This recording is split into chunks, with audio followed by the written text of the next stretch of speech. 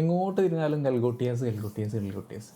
എന്താണ് സംഭവം? ഫെബ്രുവരി 16 മുതൽ 21 വരെ ഡൽഹിയിൽ AI ഇമ്പാക്ട് സബ്മിറ്റ് നടക്കുന്നുണ്ട്. അതിൽ 300-ൽ കൂടുതൽ സ്റ്റാളുകളും പിന്നെ 30-ൽ കൂടുതൽ രാജ്യങ്ങളിൽ നിന്നുള്ള ആൾക്കാർ പങ്കെടുക്കുന്നുണ്ടെന്നാണ് പറയുന്നത്. അപ്പോൾ അതിൽ ഒരു സ്റ്റാള് നമ്മുടെ ഉത്തർപ്രദേശിൽ നിന്നുള്ള ഒരു യൂണിവേഴ്സിറ്റിക്കാണ്. ആ യൂണിവേഴ്സിറ്റിയുടെ പേരാണ് ഗൽഗോട്ടിയാസ് യൂണിവേഴ്സിറ്റി. ആ യൂണിവേഴ്സിറ്റി പ്രദർശിപ്പിച്ചിട്ടുള്ള മൂന്ന് കാര്യങ്ങൾക്കാണ് ഇപ്പോൾ ട്രെൻഡിങ് ആയിട്ട് നിൽക്കുന്നത്. അതിൽ ഒന്നാമത്തെ കാര്യമായിരുന്നു ഒരു റോബോട്ട് ഡോഗ്. ആ റോബോട്ട് ഡോഗ് ക്യാമ്പസ് സർവീലൻസിന് വേണ്ടിയിട്ട് കോടികൾ ചെലവിട്ടിട്ട് അവരുടെ ഇന്നൊവേഷൻ ആണെന്നെല്ലാം പറഞ്ഞിട്ട് അവരുടെ ഒരു പ്രൊഫസർ, ഒരു കമ്മ്യൂണിക്കേഷൻ പ്രൊഫസർ തള്ളുന്ന ഒരു വീഡിയോ ഉണ്ട്. രണ്ടാമത്തത് ഒരു ഡ്രോണാണ്, ഒരു സോക്കർ ബോളിൻ്റെ ഉള്ള ഡ്രോണ്. അതിൻ്റെ ഇന്നൊവേഷനും അതിൻ്റെ എൻജിനീയറിങ്ങും എല്ലാം ചെയ്തത് അവരുടെ യൂണിവേഴ്സിറ്റിൻ്റെ ഉള്ളിൽ നിന്നാണെന്നാണ് അവർ പറയുന്നത്.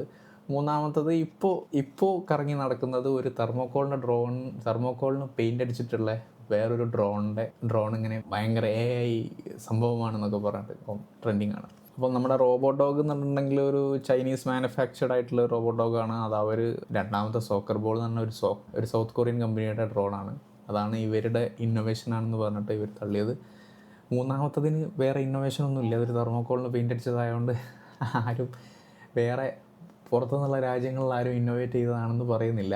ഇപ്പോൾ എന്താണ് യൂണിവേഴ്സിറ്റി വരുന്നതെന്ന് വെച്ചിട്ടുണ്ടെങ്കിൽ അതൊരു കമ്മ്യൂണിക്കേഷനിൽ പിഴവ് വന്നതാണ്. ക്യാമറ കണ്ടപ്പോൾ ഈ പ്രൊഫസറിന് തോന്നിയ കാര്യങ്ങൾ പറഞ്ഞതാണ്. അത് ശരിക്കും നമ്മൾ ചെയ്തതൊന്നുമല്ല എന്നാണ് പറയുന്നത്.